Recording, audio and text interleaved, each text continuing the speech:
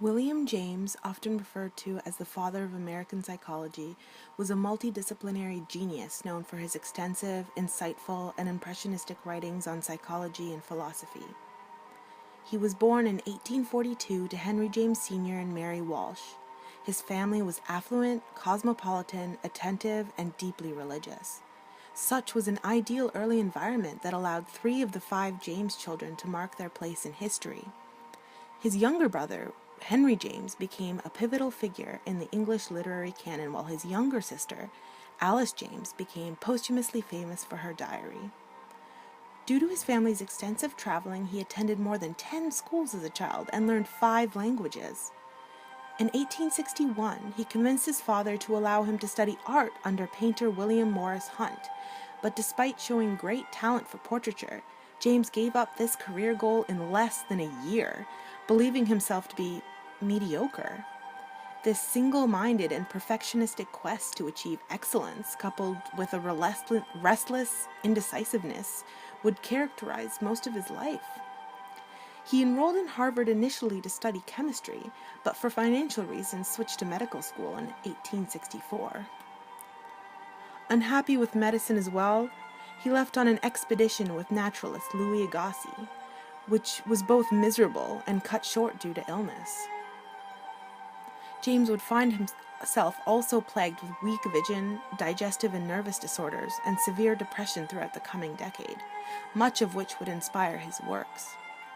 In 1867, he traveled to Germany to unsuccessfully seek treatment and ended up studying briefly with Helmholtz.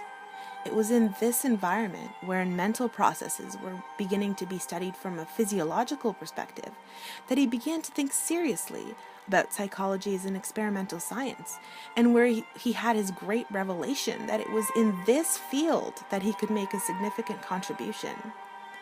Upon his return and graduation, James was uninterested in medical practice. He was 30, living at home, and financially dependent on his parents.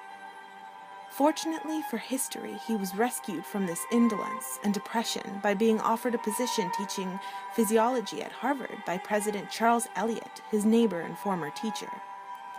Soon after, James taught his first ever graduate physiological psychology class, and in conjunction set up the first American psychological laboratory, albeit it was dedicated only for instructional purposes.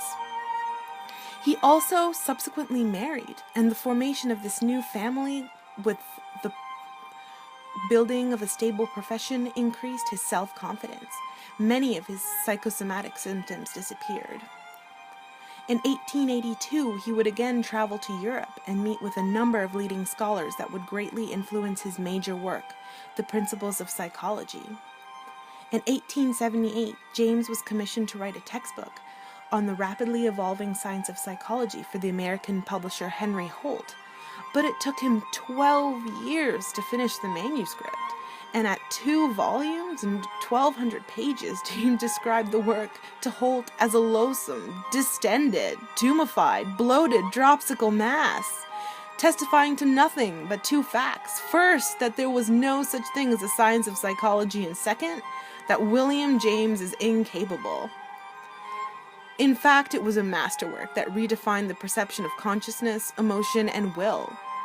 Contrary to the prevailing characterization that human thought was a chain of elements, James proposed that it was instead more like a flowing stream. He described the psychic life to adhere to a rhythm, like a bird's life, made of an alteration of flights and perchings. The rhythm of language expresses this, where every thought is expressed in a sentence, and every sentence is closed by a period.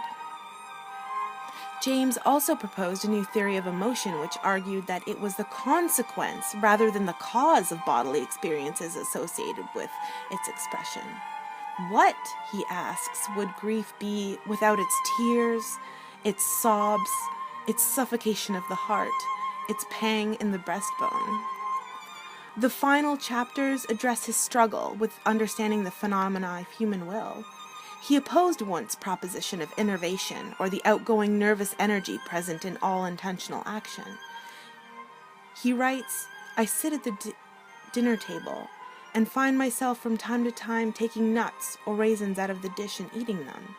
My dinner properly is over, and in the heat of conversation I am hardly aware of what I do, but the perception of the fruit and the fleeting notion that I may eat it seem fatally to bring the act about.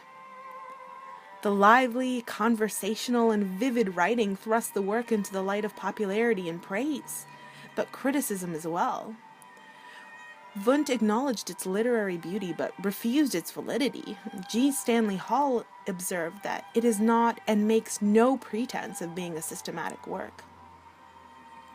A year after the publication of his great textbook, James recruited the young German psychologist Hugo Munsterberg to his position, while he remained at Harvard for the rest of his academic career, choosing instead to focus on philosophy.